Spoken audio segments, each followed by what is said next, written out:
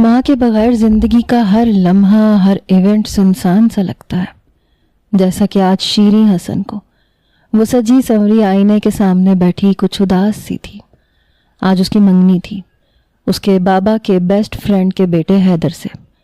اس نے کبھی اسے دیکھا نہیں تھا، مگر اسے اپنے بابا کی پسند پہ پورا یقین تھا۔ تیار ہو گیا میرا بچہ؟ فخر صاحب بھی تیار ہو کے وہاں آئے تو شیریں کو دیکھ کے خوشی سے بولے۔ وہ وائٹ سوٹ میں سجی سنوری کوئی اپسرا لگ رہی تھی۔ چلیں باہر؟ فخر صاحب اسے کندھوں سے تھام کے کھڑا کر کے بولے۔ ماشاء اللہ، کسی کی نظر نہ لگے میری بچی کو۔ فخر صاحب نے اس کی پیشانی چومی، اس کی آنکھیں نم ہونے لگی۔ کیا ہوا؟ اماں کی یاد آ رہی ہے؟ بچپن میں ہی اس کی مدر کی ڈیتھ ہو گئی تھی، وہ اس کی کیفیت سمجھ رہے تھے۔ شیریں سر ہلا کے رہ گئی۔ مجھے بھی، وہ شرارت سے بولے تو شیریں نم آنکھوں سے ہنس دی۔ فخر صاحب بھی مسکرا دیے۔ چلو آؤ۔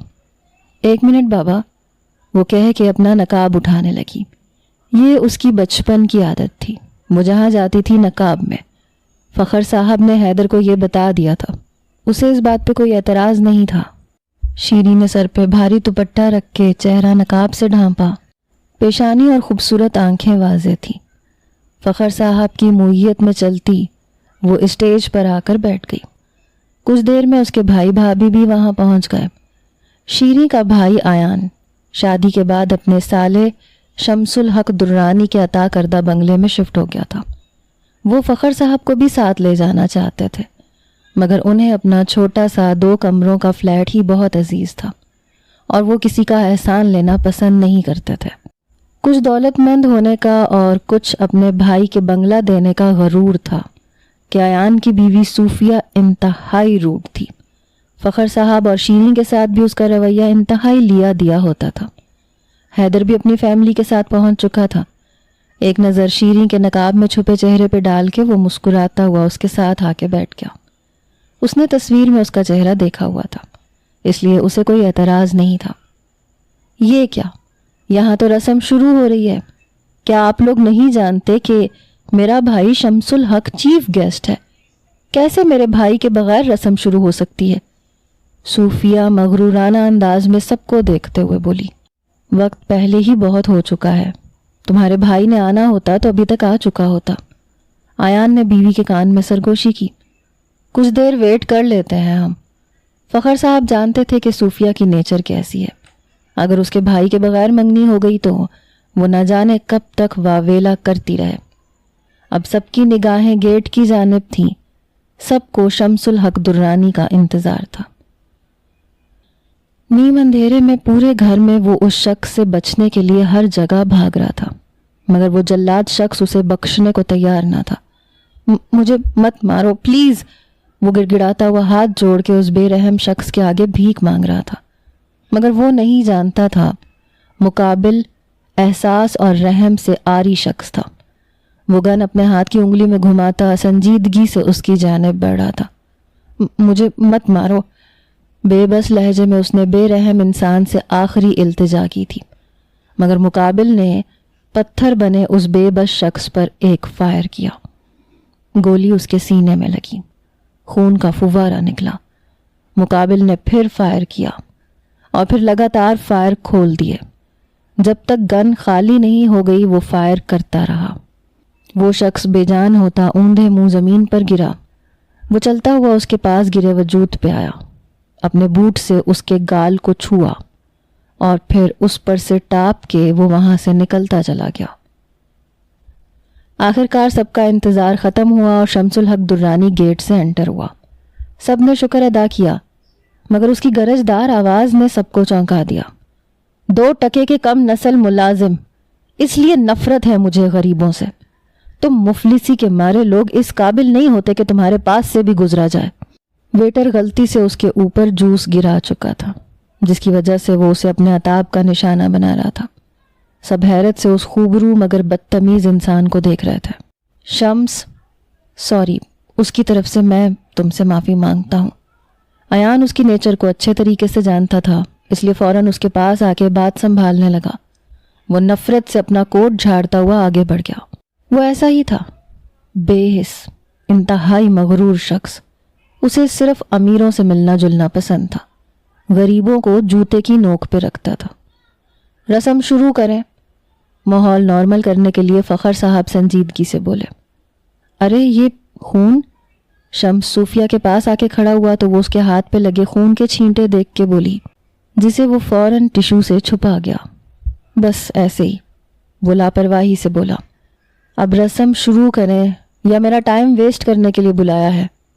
سب کو دیکھتا وہ پھر تنک کے بولا تو پھر سب نظریں جھکا گئے، چاروں جانب نگاہ گھما کے جیسے اس کی نگاہ شیریں حسن کی جانب اٹھی، ساکت ہو گئی۔ نقاب کے اوپر 2 جھیل جیسی خوبصورت آنکھیں شمس الحق درانی کا ایمان ڈگمگانے کو کافی تھی۔ شیریں اس کے غرانے پر اسے خوفزدہ نظروں سے دیکھ رہی تھی۔ اس کے اپنی جانب دیکھنے پر فوراً نگاہ پھیر گئی۔ حیدر نے اپنی جیب سے انگوٹھی نکال کر شیریں کا ہاتھ تھاما، اس کے لرزتے ہاتھ میں انگوٹھی پہنائی، پھر شیریں نے بھی دھیرے سے حیدر کے ہاتھ میں انگوٹھی پہنائی۔ سب لوگوں نے مسکرا کر تالیاں بجائیں، جبکہ شمس الحق درانی کی سرخ ہوتی لہو رنگ نظریں ان کے ہاتھوں کو گھور رہی تھیں۔ شمس الحق درانی اپنی مخصوص چال چلتے کوٹ کا بٹن بند کرتے اندر داخل ہوا تو اندر بیٹھے وجود کو ہمیشہ کی طرح سامنے بیڈ پر بیٹھے اداس غم زدہ سا پایا۔ میری جان، آگے بڑھ کے شدت سے اسے خود میں بھینچتے وہ بھی اداس لہجے میں بولا، مگر بیڈ پہ بیٹھے وجود میں کوئی خوشی یا چہرے پہ کوئی مسکراہٹ نہیں ابھری۔ بہت جلد میں تمہیں اس اداسی اور ٹینشن سے نکال لوں گا، آئی پرومس۔ وہ یوں ہی اسے اپنے ساتھ لگائے اسے ہمیشہ کی طرح تسلی دیتا ہوا بولا تھا۔ یہ اس کا روز کا معمول تھا۔ روز وہ اس کمرے میں آتا، اسے جینے کی ایک امید، ایک آس کی ڈور تھما کے چلا جاتا، پھر گہرا سانس لے کے وہ اٹھا اور لمبے لمبے ڈگ بھرتا وہاں سے نکل گیا، جبکہ وہاں بیٹھے وجود کی آنکھیں برسنے لگی تھیں۔ فخر صاحب اپنی مارننگ واک پہ نکلے ہوئے تھے۔ واک کرتے کرتے ان کا سانس پھولنے لگا تو وہ ایک جگہ رک کر گہرے سانس لینے لگے۔ سانس نارمل ہونے کے بعد وہ گھر جانے کا سوچ ہی رہے تھے، مگر گراؤنڈ کے باہر انہیں کچھ عجیب آوازیں سنائی دیں۔ اور لوگوں کی طرح وہ بھی باہر نکلے تو حیران رہ گئے۔ ایک آوارہ امیر زادہ مسلسل ایک لڑکی کو سب کے سامنے ٹارچر کر رہا تھا۔ ڈر کے مارے کوئی بھی اس کے قریب جانے کی کوشش نہیں کر پا رہا تھا۔ فخر صاحب غصے سے لوگوں کو پیچھے ہٹاتے ہوئے آگے بڑھے۔ وہ خود بیٹی والے تھے، چپ چاپ تماشا نہیں دیکھ سکتے تھے۔ کیا ہو رہا ہے یہ؟ چھوڑو بچی کو، کہاں لے کے جا رہے ہو؟ وہ غصے سے دھاڑے تو اب اس شخص نے پلٹ کے فخر صاحب کو دیکھا۔ صرف فخر صاحب ہی نہیں، وہ شخص بھی انہیں دیکھ کے دنگ رہ گیا۔ تم؟ فخر صاحب بے یقینی سے بولے۔ چھوڑو لڑکی کو۔ اگلے پل وہ پھر دھاڑے، جبکہ مقابل نے سرخ آنکھوں سے انہیں گھورا۔ نہیں چھوڑتا، کیا کر لیں گے آپ؟ فخر صاحب کو یقین نہیں آیا یہ شخص ایسا بھی ہو سکتا ہے۔ میں تمہاری جان لے لوں گا، ان کی آواز غصے سے کپکپا رہی تھی، جبکہ ان کی بات پہ مقابل پراسرار سا مسکرایا۔ جان تو میں اپنے معاملے میں بولنے والوں کی لے لیتا ہوں۔ پراسرار آنکھوں میں عجیب سی وحشت تھی۔ اگلے ہی پل اس نے اپنی گن نکال کر فخر صاحب پر فائر کھول دیا۔ دھڑ دھڑ کی آواز کے ساتھ وہاں بھگدڑ مچ گئی۔ فخر صاحب بے جان ہو کے زمین پہ گرے۔ کچھ لوگ فخر صاحب کی جانب بڑھے، کچھ اپنی جان بچانے کے لیے وہاں سے بھاگے، جبکہ وہ شخص اس روتی ہوئی لڑکی کو لے کے وہاں سے جا چکا تھا۔ شیریں کمرے سے باہر نکلی تو فخر صاحب ابھی تک نہیں لوٹے تھے۔ شیریں نے ٹائم دیکھا، آج کافی لیٹ ہو گئے تھے، ورنہ ابھی تک تو لوٹ آتے تھے وہ۔ ابھی وہ انہی سوچوں میں گم تھی کہ اس کا فون رنگ ہوا۔ اس نے روم میں آ کے دیکھا تو کوئی نیو نمبر تھا۔ ہیلو، کچھ الجھتے ہوئے اس نے کال ریسیو کی۔ کیسی ہیں آپ؟ حیدر کی بھاری گھمبیر آواز گونجی تو شیریں ایک پل کو کنفیوز ہو گئی۔ ابھی تک ان کی کوئی ڈائریکٹ بات نہیں ہوئی تھی۔ پہچانا آپ نے مجھے؟ اس کی خاموشی نوٹ کر کے وہ پھر بولا۔ جی، شیریں نے گہرا سانس لیا۔ اب تو مضبوط رشتہ جڑنے والا تھا اس سے، اب کیا گھبرانا۔ میں ٹھیک ہوں، وہ نارملی بولی۔ آپ خوش ہیں نا ہمارے رشتے سے؟ وہ توجہ سے پوچھ رہا تھا۔ شیریں مسکرا کے بیڈ پہ بیٹھ گئی۔ میں اپنے بابا کی خوشی میں خوش رہنے والی لڑکی ہوں، وہ خوش ہیں تو میں بھی ہوں۔ مجھے خوشی ہوئی یہ جان کے، ورنہ میں پریشان ہی رہتا، وہ اب سنجیدگی سے بولا تھا۔ ابھی چند ایک باتیں اس نے مزید کی تھیں کہ باہر سے ایمبولینس کی آواز سے شیریں کی دھڑکنیں سست پڑنے لگیں۔ وہ فوراً فون وہیں رکھ کے باہر دوڑی، جبکہ پیچھے حیدر ہیلو ہیلو کرتا رہ گیا۔ شیریں ننگے پاؤں حواس باختہ باہر آئی تو سامنے لوگوں کا رش لگا ہوا تھا۔ چند لوگ فخر صاحب کی باڈی کو باہر نکال رہے تھے۔ کیا ہوا بابا کو بھائی؟ شیریں ایان کی سرخ ہوتی آنکھوں کو دیکھتے ہوئے خوفزدہ لہجے میں بولی۔ ایان نے بھیگے چہرے کے ساتھ بہن کو گلے لگایا۔ بابا کو کسی نے قتل کر دیا شیریں۔ قتل کر دیا؟ پھوٹ پھوٹ کے روتا ہوا وہ شیریں کو بتا رہا تھا۔ شیریں نے بے یقینی سے نفی میں سر ہلایا۔ نہیں، وہ دھیرے سے بولی، نہیں۔ اگلے پل وہ روتی بری طرح چیختی اندر بھاگی تھی۔ ایان اور صوفیہ اس کے پیچھے بھاگتے اسے چپ کروانے کی کوشش کر رہے تھے، جبکہ محلے دار افسوس سے فخر صاحب کی ڈیڈ باڈی کو دیکھ رہے تھے، جو صبح اپنے قدموں پر چل کر واک کرنے گئے تھے۔ شیریں گمسم سی دیوار سے ٹیک لگائے بیٹھی تھی۔ سب عورتیں سپارہ پڑھنے میں مصروف تھیں۔ 3 دن گزر چکے تھے فخر صاحب کو دفنائے۔ پولیس نے پوسٹ مارٹم کے بعد ڈیڈ باڈی واپس کر دی تھی۔ قاتل کا فی الحال کوئی سراغ نہیں ملا تھا۔ شیریں ایسے ہی بیٹھی تھی، کون آ رہا تھا کون نہیں اسے کچھ ہوش نہیں تھا۔ ایان اور صوفیہ ہی سب لوگوں کو دیکھ رہے تھے۔ حیدر اپنے مضبوط قدم اٹھاتا وہاں داخل ہوا۔ سب عورتیں دعا کے بعد واپس جا چکی تھیں۔ اب شیریں اکیلی ہی بیٹھی تھی، یوں ہی گم سم، اسے اپنے نقاب کا بھی ہوش نہ تھا۔ حیدر اپنے شوز اتارتا ہوا اس کے ساتھ ہی کچھ فاصلے پر وائٹ چادر پہ آ کے بیٹھ گیا۔ ایک نظر اسے دیکھا جو بت بنی سامنے دیکھ رہی تھی۔ بلیک دوپٹے کے بیچ چہرہ نور کا حالہ لگ رہا تھا۔ حیدر کا دل پسیجا۔ شیریں کو وہ بہت بھروسے سے اس کے حوالے کر کے گئے تھے۔ میں جانتا ہوں میرے الفاظ آپ کا دکھ اور اذیت کم نہیں کر سکتے، میں بس آپ کے لیے دعا کروں گا، اللہ آپ کو صبر دے، وہ مدھم لہجے میں بول رہا تھا۔ شیریں، وہ یوں ہی بیٹھی رہی تو حیدر نے اس کا کندھا ہلایا۔ اسی وقت وہاں شمس الحق درانی داخل ہوا۔ کندھا ہلانے پر شیریں ہوش میں آئی، جلدی سے اپنے دوپٹے سے چہرے پہ نقاب بنایا۔ شمس کے چہرے پہ طنزیہ مسکراہٹ ابھری۔ اتنی دیر سے اس شخص کے سامنے بے حجاب بیٹھی تھی، مجھے دیکھتے ہی پردہ شروع ہو گیا۔ تنفر سے سوچتا وہ مزید اندر آیا۔ وہ فخر صاحب کے جنازے میں آیا تھا، مگر شیریں سے اس کا سامنا اب ہوا تھا۔ صوفیہ، صوفیہ! حیدر شیریں کے پاس سے اٹھ کے کھڑا ہو گیا، پھر لمبے لمبے ڈگ بھرتا ہوا وہاں سے نکل گیا۔ شمس اسے نظر انداز کرتا صوفیہ کو آوازیں دینے لگا۔ کیا پلان ہے؟ اب کب تک اس کھڈے میں رہو گی؟ چلو اپنے گھر واپس۔ شمس کو نفرت تھی غریبی اور چھوٹے گھروں سے، اس لیے صوفیہ اور ایان کی شادی کے بعد اس نے ان دونوں کو الگ بنگلہ لے کے دیا تھا، جبکہ اس کے اس غرور بھرے انداز پر سب نے دکھ اور افسوس سے اسے دیکھا تھا، سوائے صوفیہ کے۔ اسے اپنے بھائی کا اچھے سے پتہ تھا۔ شمس، دراصل ایان چاہتے ہیں کہ شیریں ہمارے ساتھ جائے، اب وہ یہاں تنہا کیسے رہے گی، تو تمہاری اجازت کی ضرورت تھی۔ صوفیہ کے کہنے پہ شمس نے لب بھینچے۔ جو کرنا ہے کرو، میں نے گھر تمہیں گفٹ کیا ہے، اگر تم چاہتی ہو کہ یتیم خانہ بنا۔ ابھی وہ بول ہی رہا تھا کہ ایان کو وہاں آتا دیکھ کے چپ ہو گیا۔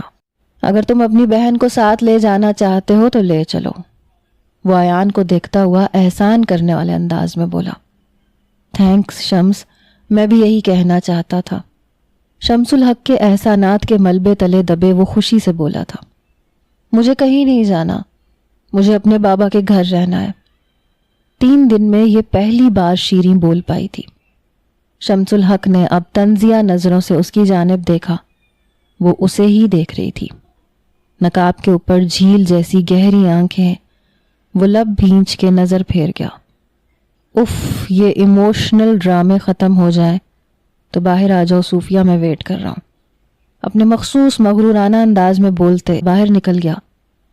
यहाँ क्या करोगी तुम, तन्हा, लोगों की नज़रों का मरकज़ बनोगी। सूफिया शीरीं को देखते गुस्से से बोली। सूफिया तुम हटो, मैं बात करता हूँ। अयान उसे पीछे करते शीरीं के पास आया। कुछ ही देर में वो मोहब्बत से उसे समझा चुका था। वो शीरीं का सूटकेस उठा के बाहर आ गया जहाँ गाड़ी लिए शम्सुल हक खड़ा था।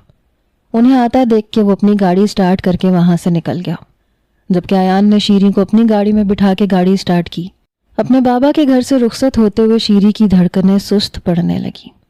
वो सिसकती हुई अपने छोटे से घर को दूर होता हुआ देख रही थी। शीरीं शम्सुल हक के इनायत किए गए उस बड़े से बंगले के बड़े से हॉल नुमा लाउंज में बैठी थी। उसकी भाभी सूफिया कभी जताना नहीं भूलती थी कि ये बंगला उसके भाई का है, ना कि शीरीं के भाई का। शीरीं सारा दिन उस महल नुमा घर में अकेली रहती। अयान भाई सारा दिन शम्सुल हक के साथ ऑफिस में होते थे। सूफिया अपनी फ्रेंड्स और पार्टीज में मसरूफ रहती थी। रात गए वो दोनों घर लौटते थे। ऐसे में जिसने जहनी तौर पे शीरीं को सहारा दिया वो हैदर था। अक्सर फ़ोन पर वो उसकी दिलजोई करता, उसे सब्र और दिलासा देता। कभी टाइम मिल जाता तो आके मिल भी जाता था, और जब कोई बुरे वक्त में अपना बन के दिखाए तो उससे खुद ही अपनापन फील होने लगता है। शीरीं का भी यही हाल था। हैदर के लिए वो बहुत अपनापन महसूस करने लगी थी। आयान ने भी उसे इसलिए नहीं रोका था। वैसे भी उनके बीच मजबूत रिश्ता जुड़ने वाला था। अभी भी वो उससे मिलने आया हुआ था। अक्सर वो यहाँ वहाँ की बातें करता, उसका जहन उलझाता रहता। अभी भी वो मुसलसल उसे मुस्कुराने पे मजबूर कर रहा था। शीरीं हमेशा उसके सामने नकाब में आती थी, मगर उसकी मुस्कुराती आंखें उसकी मुस्कुराहट का पता दे जाती थी। अभी वो दोनों बातों में मसरूफ थे कि शम्सुल हक वहां दाखिल हुआ। एक पल को दोनों को साथ देखकर वो चौंका, फिर सर झटका। वो दोनों सोफे पे काफी फासले पे बैठे हुए थे, मगर फिर भी शम्स को इंतहाई नागवार गुजरा। हैदर उसे देखकर शीरीं को खुदा हाफिज करता वहां से निकल गया। वो शम्स जैसे मगरूर इंसान से बात नहीं करता था। शम्सुल हक दुर्रानी ने एक नज़र शीरीं पे डाली। सर पे अच्छे से दुपट्टा जमाए, वो चेहरे को मास्क से छुपाए सर झुकाए बैठी थी। वैसे बहुत पारसा बनी फिरती है और नामहरम से तन्हाई में मिलती है। उसके वजूद से नज़र हटा के शम्स तनफ्फुर से सोच रहा था। न जाने क्यों उसे शीरीं का यूं पर्देदार बनना इंतहाई गुस्सा दिलाता था। सूफिया, उसे नज़रअंदाज करके वो बहन को आवाज़ देने लगा। सूफिया, भाभी घर पे नहीं है। इससे पहले कि वो मजीद शोर करता, शीरीं खड़े होते हुए धीरे से बोली, कहाँ गई है? वो गुस्से से शीरीं से पूछने लगा तो शीरीं हैरान हुई। घर के मुलाजिम तो मुलाजिम, वो उससे भी ऐसे रोब से बात करता था। पता नहीं, वो आहिस्तगी से कह के वहां से जाने लगी। सुनो, वो उसके पास से गुजर के सर झुकाए गुजर रही थी जब उसने अपने मखसूस अंदाज में उसे रोका। शीरीं रुक गई मगर पलटी नहीं। ये शख्स यहाँ क्यों आया था? गुस्से से बाहर की जानिब इशारा करते हुए वो बोला तो शीरीं को समझ ना आया कि क्या जवाब दे। आखिर ये शख्स होता कौन था उससे सवाल करने वाला। रुको, वो फिर जाने लगी तो वो फिर उसी अंदाज में बोला। अब के शीरीं लब भींचे पलटी। कुछ कहना है आपने? चंद पल इंतजार के बाद भी वो चुप खड़ा रहा तो वो जिद होते हुए बोली। शम्स एक कदम आगे उठाता हुआ उसके करीब आया। वो यूं ही सर झुकाए खड़ी थी। बाजों को शिकस्त देने वाले हम एक तितली से पर कटवा बैठे, और तितली भी वो जो इस काबिल ना थी। उसके झुके हुए सर को देखते हुए वो पुरस्रार लहजे में शेर पढ़ता हुआ बोला। अब के शीरीं ने हैरत से सर उठा के उसे देखा।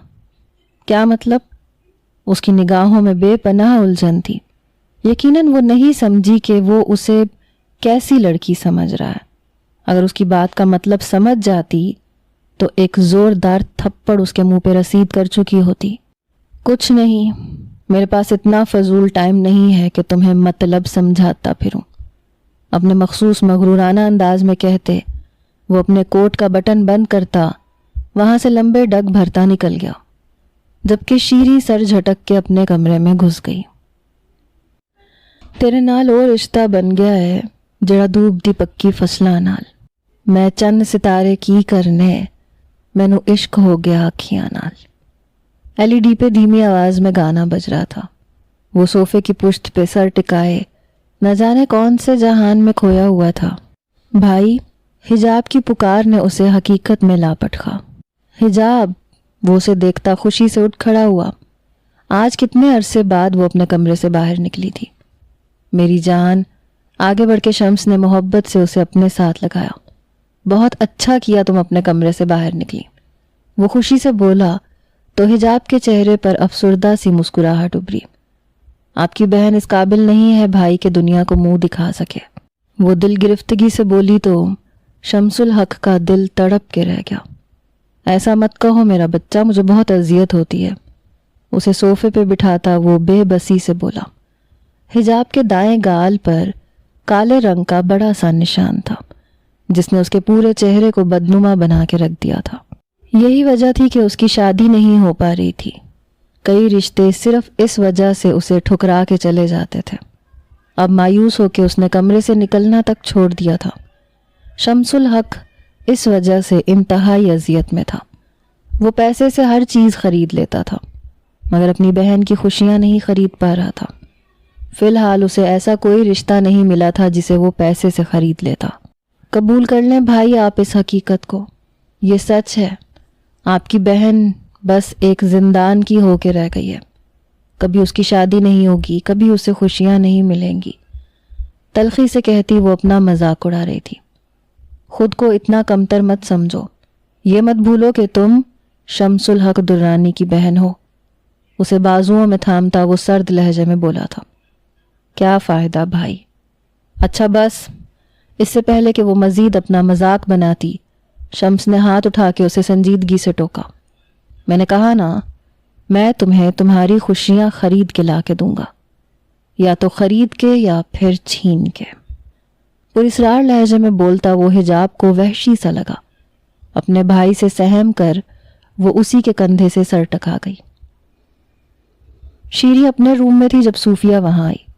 भाभी आपको कोई काम था, मुझे बुला लेती। शीरी फौरन बेड से उठते हुए बोली। सूफिया ने हाथ लपेट कर उसे तंजिया देखा। मुझे अंदाज़ा नहीं था कि तुम्हारे अंदर भी वही टिपिकल नंद पाई जाएगी जो अपने भाई को अपनी भाभी के खिलाफ करके बहुत सुकून महसूस करती है। वही घिसी पिटी सोच कि मैंने अपने भाई को काबू में रखना है, राइट। आते ही वो नॉन स्टॉप शुरू हो गई। शीरी ने हैरत से उसे देखा। क्या हुआ भाभी, ऐसा क्यों कह रही हैं आप? ओह प्लीज़ बंद करो ये मासूम बनना। अच्छी तरह जानती हूँ मैं तुम छोटे घर की लड़कियों की सोच को। ज़रा सा भाई भाभी को खुश देखा नहीं, शुरू कर दी आग लगानी। भाभी प्लीज़ बस कर दें, शीरी ज़िद होके बोली थी। तुमने अपने भाई के सामने ये मेलो ड्रामा रचाया कि मैं तुम्हें ये फील करवाती हूँ कि ये घर तुम्हारा नहीं बल्कि मेरे भाई का है। शीरी ने गहरा सांस लिया। मैंने भाई से ऐसा कुछ नहीं कहा भाभी, उन्हें खुद सब कुछ मालूम है। हाँ, भाई ने मुझे एक बात ज़रूर की थी कि उन्होंने मुझे इस घर में कोई बेसहारा समझ के नहीं रखा, बल्कि उन्होंने इसलिए रखा है कि उन्हें अपनी बहन से बहुत मोहब्बत है, जैसे शम्सुल हक को अपनी बहन से है। शीरी भी उसी के अंदाज में बोलती सूफिया को अपने भाई के अल्फाज जताती हुई वहां से निकल गई। बहुत ज़्यादा पर निकल आए हैं, तनफ्फुर से सोचती हुई वो सर झटक के बाहर निकल गई। निकम्मे हो तुम लोग, एक काम नहीं होता तुम लोगों से। लाउंज में यहाँ वहाँ टहलता वो अपने आदमियों पे धाड़ रहा था जो सर झुकाए खड़े थे। ऐसा नहीं होता सर, पैसों से रिश्ता नहीं मिलता। अच्छा, आदिल सर झुकाए हुए बोला था। क्यों नहीं होता, सब कुछ होता है, सब बिकता है आजकल, सब खरीदा जा सकता है पैसों से। सबको चुप करवाता हुआ वो फिर धाड़ा। जाओ फिर जाओ, सारा शहर छान मारो, जब तक मेरी बहन के लिए कोई अच्छा लड़का नहीं मिल जाता वापस मत आना। मुलाजिमीन उसे हैरत से देख रहे थे। जो अच्छा इंसान चाह रहा था, और वो भी पैसों से। भला अच्छे इंसान पैसों में बिकते हैं? जाओ अब, खड़े खड़े शक्ल क्या देख रहे हो मेरी? वो चीखा तो आदिल सर हिलाता हुआ बाहर निकल गया। वो आकर सोफे पर बैठ के अपनी पेशानी मसलने लगा। हाँ, पैसे से कुछ नहीं होता, गहरी सांस लेता वो तमस्खुर से बोला था। आंखें बंद करके सोफे की पुश्त से टेक लगा ली। जहन के पर्दे पर कई साल पहले का मंजर घूमा। तुमने मुझे आज तक दिया ही क्या है इस मुफलिसी के सिवा ज़ियाउल हक? वो औरत नफरत से ज़ियाउल हक को कह रही थी, जो अफसोस से अपनी बीवी को देख रहा था। मुझे आज़ाद कर दो, खुदा का वास्ता, मैं नहीं रह सकती इस गरीबी में। नफरत से बोलती वो औरत अपने सामने खड़े 7 साला बच्चे का भी ख्याल नहीं कर पा रही थी। सच तो ये है, औरत अपनी पहली मोहब्बत कभी नहीं भूलती, और मैं फरहान को भूल नहीं पा रही। मुझे आज़ाद कर दो प्लीज़। वो 7 साला बच्चा सहमा सा खड़ा अपनी बेहिस बनी माँ को देख रहा था, जो ना उसके बारे में सोच रही थी, ना अपनी 2 मासूम बच्चियों के बारे में। दुखते सर के साथ शम्स ने अपनी आंखें खोली। सर झटक कर वो माजी की यादों से पीछा छुड़वाता उठ खड़ा हुआ। हिजाब आज शम्स के इसरार पर करीबी पार्क आई थी। शम्स उसे बेंच पे बिठाता उसके लिए आइसक्रीम लेने गया हुआ था। हिजाब यूं ही गुमसुम बैठी थी जब उसके पास आके कोई बैठा। हिजाब ने चौंक के उसे देखा। उसके देखने पे हैदर ने भी उसकी जानिब देखा। हिजाब ने अपना चेहरा मास्क से छुपाया हुआ था, बस आंखें वाज़े थी, खौफजदा सी आंखें। हैदर ने निगाह चुराई। आई एम सॉरी, क्या आपको बुरा लगा मेरा यहाँ बैठना? उसकी आंखों से वो यही अंदाज़ा लगा पाया था। नहीं नहीं, हिजाब खुद को संभाल के बोली। क्या आप रोज़ आती हैं यहाँ? मैंने पहले कभी नहीं देखा आपको। वो फिर उसकी आंखों में देखता हुआ बोला तो हिजाब कंफ्यूज हुई। नहीं, मैं रोज़ नहीं आती, आज ही लाए हैं भाई। इस बार वो सादगी से बोली। प्लीज़ आया करें रोज़। न जाने कौन से एहसास के तले वो बोल गया। जी? हिजाब हैरान हुई। मेरा मतलब मैं भी रोज़ आता हूँ, मुझे कंपनी मिल जाएगी। वो उसे सफाई देता संजीदगी से बोला। इससे पहले कि हिजाब कोई जवाब देती, शम्स आइसक्रीम लिए वहां आया। हिजाब की जानिब डब्बा बढ़ाते हुए उसकी नज़र हैदर पे पड़ी। दोनों की नज़रें मिली, एक कूंदा सा लपका। चलो। दोनों चंद पल एक दूसरे को घूरते रहे, फिर शम्स हिजाब का हाथ पकड़ता हुआ वहां से निकलता चला गया। इस खड़ूस की बहन है ये, सर झटकते हैदर ने तनफ्फुर से सोचा। हैदर अपने कमरे में बेड पे नीम दराज आंखें मूंदे पड़ा था। जहन के पर्दे पे वो ही मुस्कुराती मास्क के ऊपर आंखें झिलमिला रही थी, मगर फिर वहां शम्स दुर्रानी का आना और हिजाब का हाथ थामना उसे आंखें खोलने पे मजबूर कर गया। शम्स दुर्रानी उसे शुरू से नॉर्मल इंसान नहीं लगता था। अजीब अंदाज़ो अतवार लिए वो कोई नफसियाती सा लगता था उसे। वो जितना उसे अवॉइड करता था उतना उससे सामना हो जाता था। एकदम उसे शीरी का ख्याल आया। उसे शम्स की नज़रें शीरी पर भी सही महसूस नहीं होती थी। फ़खर साहब बड़े मान से उसे उसके हवाले करके गए थे। अब वो संजीदगी से उसे अपनाने का सोच रहा था, मगर इस दिल का क्या करता जो उन 2 आंखों पे टिक गया था। लब भींच के वो अयान का नंबर डायल करने लगा। शीरी, शीरी। अयान कब से उसे आवाज़ें दे रहा था, मगर वो सुन नहीं रही थी। अब क्या अयान को फिक्र हुई, क्योंकि वो तो उसकी एक आवाज़ पे भाग कर आती थी। क्या हुआ, क्यों चिल्ला रहे हो? सूफिया वहां आते कोफ्त से बोली। यार मैं शीरी को कब से आवाज़ें दे रहा हूँ, आ ही नहीं रही है। परेशानी से कहता उठ के खड़ा हुआ। बेताबी से बहन के कमरे की जानिब बढ़ा तो सूफिया ने पहलू बदला। सुबह जब से उसने शीरी को बातें सुनाई थी, उसके बाद से वो उसे नहीं दिखी थी। अयान उसके कमरे में आया तो वो खाली था। अयान ने वॉशरूम की जानिब देखा, डोर खुला हुआ था और वो वहां नहीं थी। अब के उसकी निगाह टेबल पे पड़े गिलास के नीचे खत पे पड़ी। अयान का दिल शिद्दत से धड़का। बेचैनी से उसने वो खत उठाया। अस्सलाम वालेकुम भाई, मैं नहीं चाहती कि मेरी वजह से आपका और भाभी का रिलेशन ख़राब हो या आप में कोई दूरियां आए, और ना ही बाबा की वफ़ात के बाद मैं किसी के एहसानात तले दब के रहना चाहती हूँ। इसलिए मैं हॉस्टल जा रही हूँ। इतने दिन जो आपको मेरी वजह से तकलीफ़ हुई उसके लिए बहुत माजरत। ख़त पढ़ते हुए अयान के हाथ लरजने और दिमाग माऊफ सा होने लगा। आजकल गरीब या यतीम होना इतना मसला नहीं होता जितना इज्जत नफ्स में रह के जीना होता है। اس کے پاس تھا ہی کیا، ایک عزت نفس ہی تو تھی، وہ بھی اپنے بھابھی اور اس کے بھائی کے احسانات تلے دب کر جیسے ختم ہو رہی تھی۔ ابھی تک جو ماں باپ اسے دیتے رہے تھے وہ سنبھال کے رکھتی رہی، وہ اپنا سرمایہ لے کے نکل آئی، بھائی سے اس نے 1 روپیہ تک نہیں مانگا تھا، وہ بھی تو انہی کے احسانات پہ جیتا تھا۔ روتی ہوئی سنسان سڑک پر وہ اپنا بیگ گھسیٹ رہی تھی، رات ہونے کو تھی، ہاسٹل کی عمارت بس قریب ہی تھی۔ تبھی سامنے سے لمبی سیاہ کار نے اس کے منہ پہ گاڑی کی لائٹس آن کی۔ شیری نے بے اختیار سامنے آنکھوں پہ ہاتھ رکھا، لائٹس آف ہوئیں تو اس نے ہاتھ نیچے کر کے سامنے دیکھا جہاں شمس درانی کار سے نکل رہا تھا۔ اسے دیکھ کر شیری کو مزید محرومیوں کا احساس ہونے لگا۔ شمس اپنے مضبوط قدم اٹھاتا اس کے قریب آیا، ہمیشہ کی طرح چہرہ نقاب میں چھپا ہوا تھا مگر جھیل آنکھیں واضح تھیں۔ کہاں جا رہی ہو؟